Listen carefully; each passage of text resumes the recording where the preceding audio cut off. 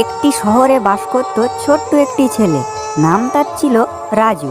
রোজ সকালে সে স্কুলে যেত অনেকটা হাসি খুশি মন নিয়ে। হঠাৎ সে একদিন স্কুলে যেতে যেতে রাস্তার পাশে দেখতে পেল ছোট্ট একটি বিড়াল ছানা। রাজু ছুটে গিয়ে তার গায়ে হাত বুলিয়ে কোলে তুলে নিল। তারপর রাজু সেই বিড়াল ছানাটিকে নিয়ে বাড়ি চলে গেল। তারপর তাকে একটি কাপড় জড়িয়ে নিজে খাবারগুলো চিবিয়ে নিয়ে তাকে খাইয়ে দিচ্ছিল, কারণ সে তখন অনেকটা অসুস্থ ছিল। আবার রাতের বেলা রাজু আর রাজুর মা মিলে এক বাটি দুধ খাইয়ে দিল। ঠিক এরকম করে ছোট্ট রাজু আর এই ছোট্ট বিড়াল ছানাটি আস্তে আস্তে অনেক ভালো বন্ধুত্ব হয়ে গেল।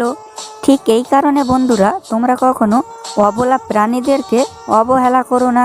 তারাও তোমার একদিন সুখে দুঃখের বন্ধু হতে পারে। এই ছোট্ট রাজু আর এই ছোট্ট বিড়াল ছানাটির জন্য একটি লাইক সাবস্ক্রাইব তো করতেই পারো।